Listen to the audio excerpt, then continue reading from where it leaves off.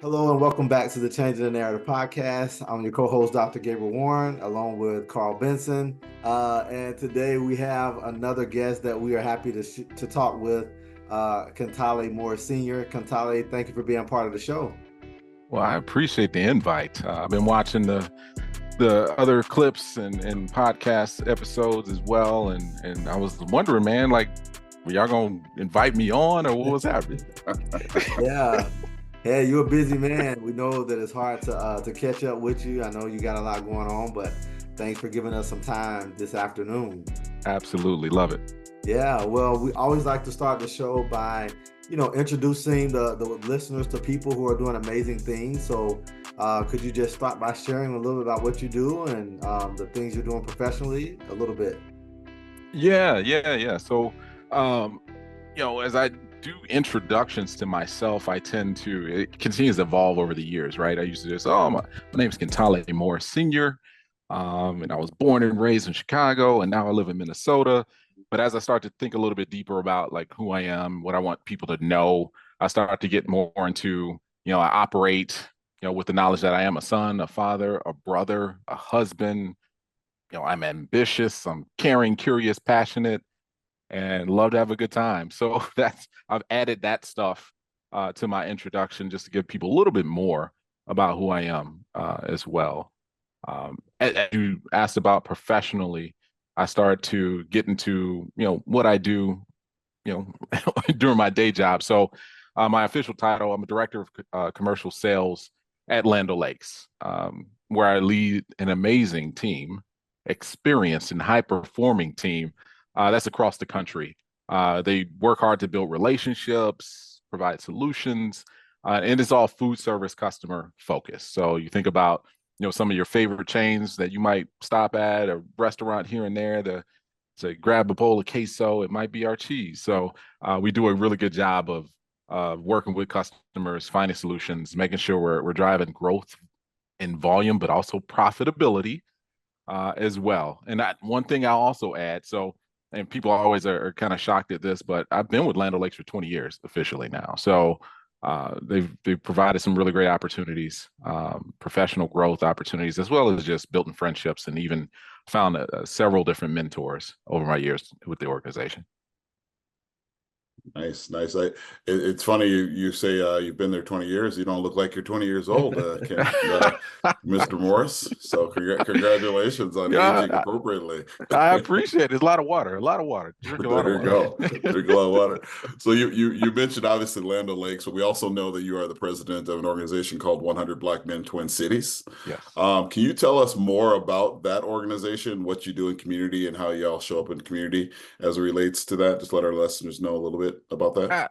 Absolutely. Yeah. So really the history of the 100 Black Men it's a nonprofit organization that was founded in New York back in 1963, has a focus in mentoring young men.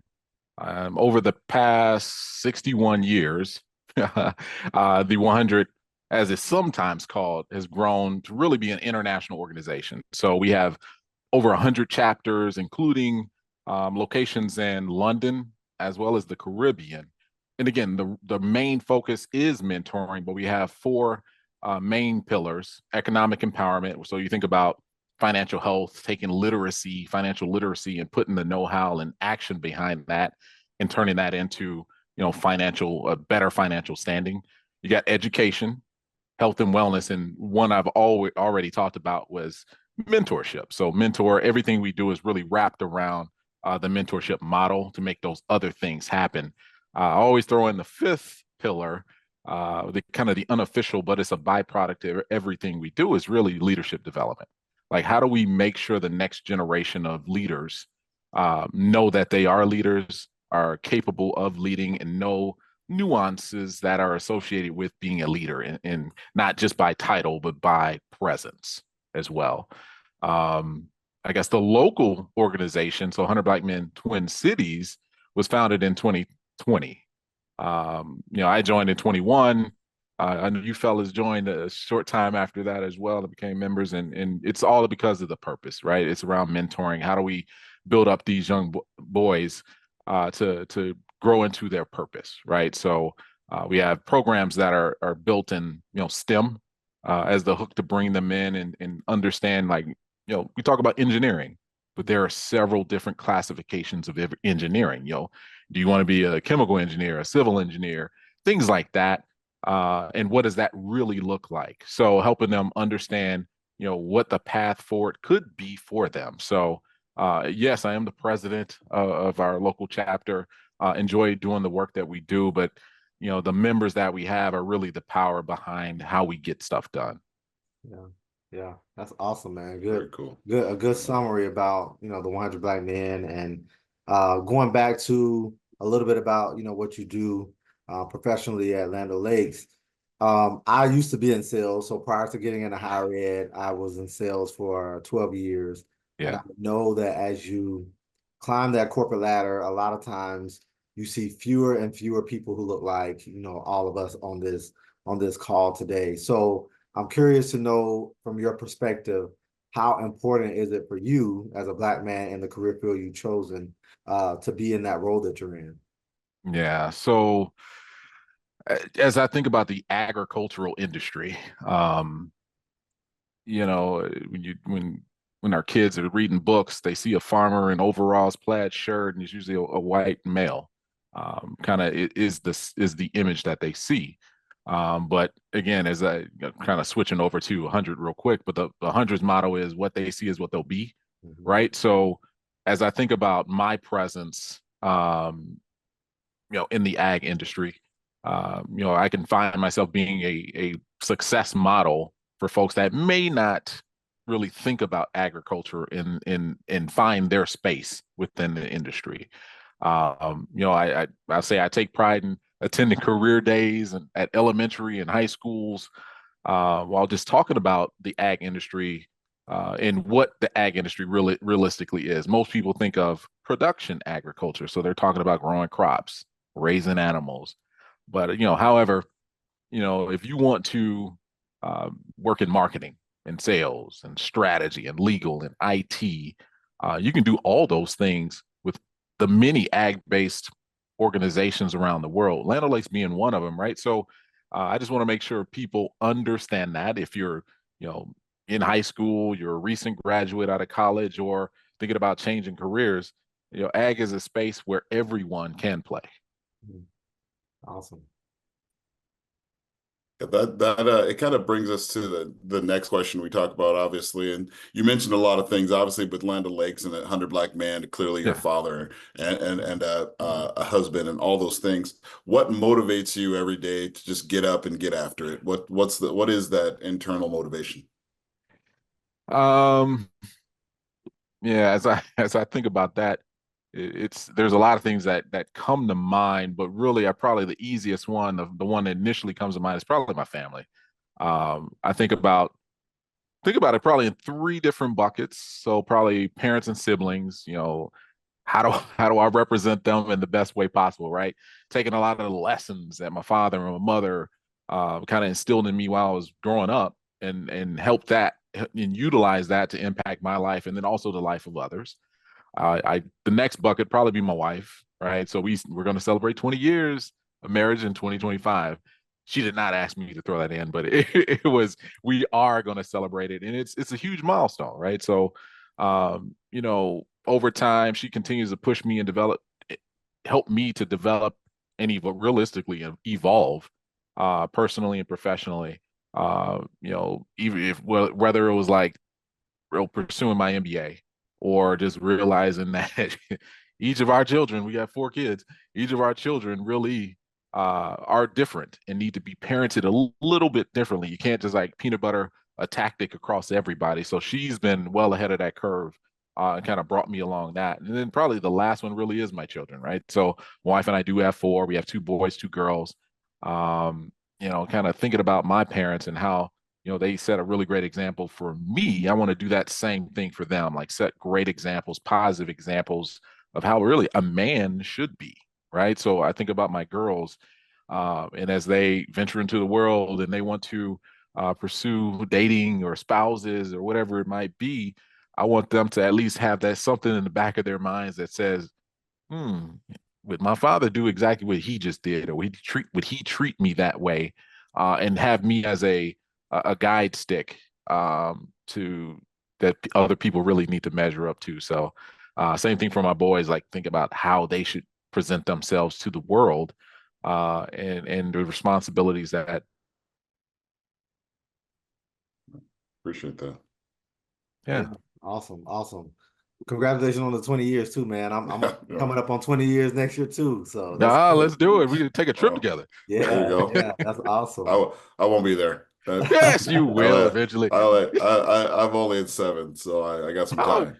Hey, keep the numbers going. You good? Yeah.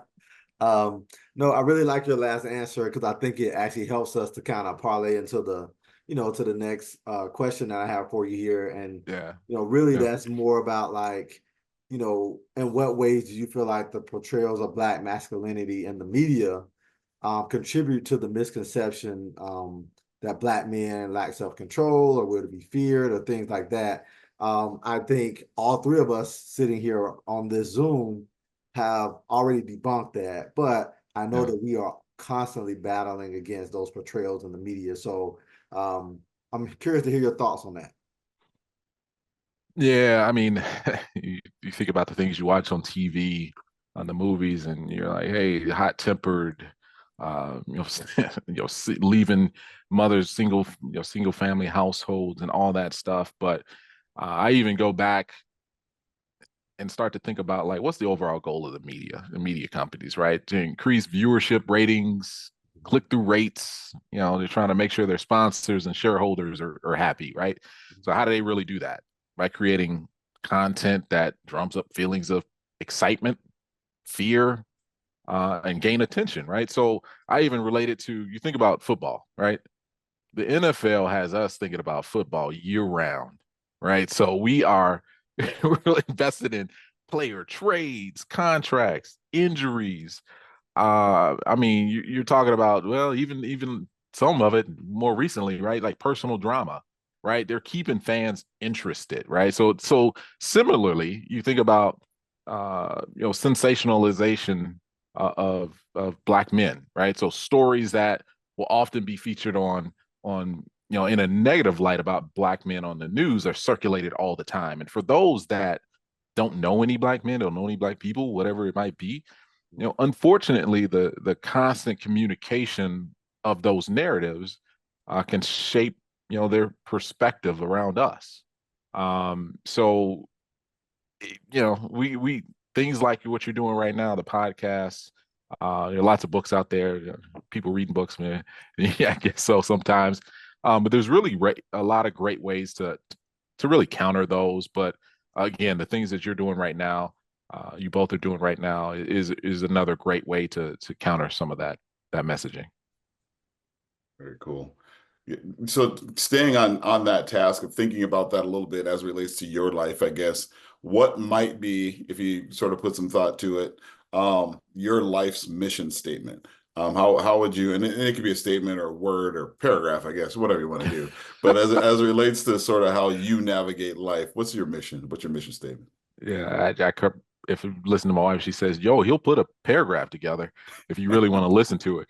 But I'll probably lean on a statement I typically use with like friends and some family, and even some mentees, right? So I'm adopting it from something my grandfather said, and I throw something on the end of it. It's really about, he called it reflect on yesterday, execute today, plan for tomorrow. Then at the end, I said, I also add and continuously evolve. So I think about, yesterday speaks to the past. You think about your successes or your obstacles and using those to really fuel your future performance, right? So just don't forget the things that have happened already, learn from those and keep moving. So execute today is about today. How do we make sure we do the things we need to do today to execute our goals or achieve our goals? And then the next one, really plan for tomorrow.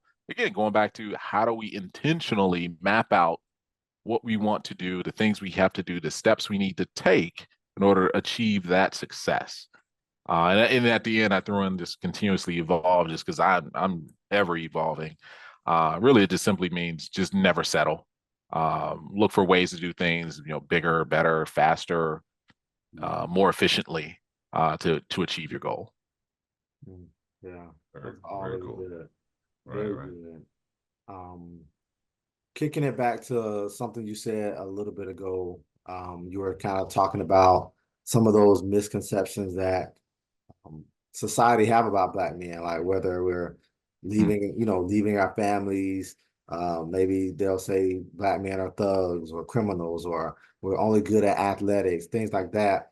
I'm curious to know, like, what is one misconception our society has put out there about being a Black man that if you could eradicate that, what would that be?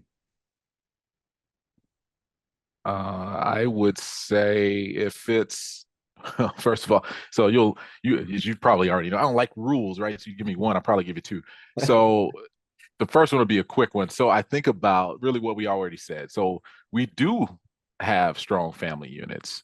I've discussed my family already, and the how much they mean to me, right? So I have tons of friends, family that have that same belief and practice, right? So yes, we do have strong family units. So that's one misconception. I guess the other one is really I just want people simply to know that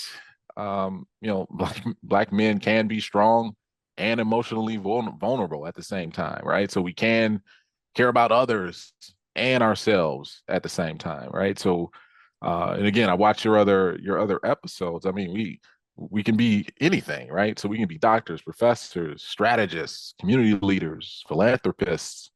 We can be your neighbors, Yeah. your sons, fathers, all that stuff, or husbands, right? So again, I the misconceptions or two would really be those, and really just eradicating, I guess, the limiting ideas of who Black men are, and really again appreciate the platform to really hit that message forward. Yeah. Awesome. That's awesome. Given what you've said already tonight, what does success look like for Kentalé Morris Sr.? If you would ask me yesterday, probably be a different answer. It keeps changing, right? So, for now, what I've started to think about is, you know, how I measure success really is just based off of number of times I can have a positive impact in different situations. So I say that because I even think back to last week. I was dropping my youngest daughter off at school. We were driving, we get off the highway to the side at a red light. There's a guy just with a sign asking for money, right?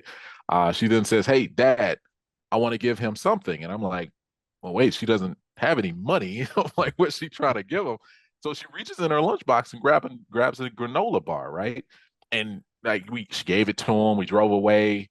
I was wiping away tears because I was so emotional about it. I thought it was a great moment. So you think about just adults and even adults today, right? So are people really empathetic, right? So they see people and they're like, ooh, wait a minute, I don't know what to do. But in her mind, she was like, hey, there's something going on. It doesn't feel right to me. How can I help bring some resolution to this situation? So I thought that was a great moment, and I was happy and joyful for her to actually take that moment and Right. jump right in on it. So that was really great. Awesome. Yeah, that's awesome.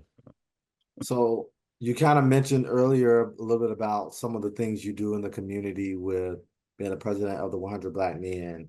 But I'm sure that there's other ways that you're involved in the community too. Can you share a little bit more about some of the ways you give back? Yeah, I mean, there's uh, we, I mean, we do the financial thing where we go to our church, we do different programs with them, giving the March of Dimes, American Cancer Society, Be the Change, of course, 100 Black Men, we donate to that. But then really it's about our time. Like I know we started saying this is uh, myself and my wife, we're always running somewhere, we're always doing a meeting here, running there, dropping this off here. So really it's our time. So that's one of our most valuable assets, and getting out, whether it's volunteering at a blood drive or packing backpacks or whatever it might be, it's really that. And also allowing others to grasp and come into our networks and utilize ourselves in our networks to find things that they're looking for. So we're always trying to just help others in any way we can, if it's monetary, time, or whatever it might be. So some of those things. Very cool. So now we're going to sum it all up, given the title of this podcast, and you tell us from your perspective, what should the narrative around Black men be in today's culture? That's a good question. Really, it's nothing that's just overly complex, right? It should just be, the narrative really should be simple. We do have challenges that come our way day to day, right? We can hash some of those out over and over, but we're the same as anyone else, right? So we're motivated, we're family oriented, we want the best for ourselves and others. So I just say, don't just give in to any negative narratives that are, seen frequently in the media. Feel free to genuinely get to know us as individuals, have discussions, ask questions, and share your perspectives, right? So I just think about the best way to grow and develop as people is to, take in insights, perspectives, have conversations with those that may not agree with you, right? Because I'm not saying I'm always right. I may think so sometimes, but I'm not always right. So just having conversations allows people to, you grow, develop, and you can see things through other people's eyes. So I love that. Yeah, very cool. Thank you. Awesome. That's awesome. Yeah. So, I knew this was going to be an amazing conversation, man, because, of course, I've gotten to know you just through the 100 Black Men, but, we're coming down to the end here, but we always like to, give our guests an opportunity to kind of share with people, how can they follow more about your journey? So if someone wanted to maybe reach out to you or just kind of follow some of the things you're doing, what ways can they do that? Well, I would say probably one of the easiest ways is to connect with me on LinkedIn. And I would say Kentalé Morris Sr. Make sure you don't forget the senior in your search, because otherwise you'll get my son, my oldest son, on there. But, connect with me, send a message. Let me know how I can help as well, right? So we talked earlier about, allowing others to get in your network and assist people in general ways. So reach out, let's do it that way. But then also, I say, if you want to get to know more about the 100 Black Men in the Twin Cities, our chapter has the website as well. It's 100, the number 100, bmtc.org. You can keep track of our upcoming events, our volunteer opportunities, and also you can donate to our efforts if you want to on that website as well. Awesome. Well, Kentalé, thank you so much, man, for giving us some time. I know absolutely you're a busy man, you're a family man, you have all these things going on, and I know that taking some time to kind of share with us a little bit about your journey is super important. So we appreciate you for being a guest on the show. Well, I appreciate the opportunity, Dr. Warren, Mr. Benson. I appreciate the opportunity to sit down with you brothers as well. Appreciate it. I'm a fan of what you're doing. I got a chance to see you all on the news as well, so don't try and skip over that. So keep it going. I really, really appreciate it, and talk again soon. Awesome. Thanks. Appreciate you.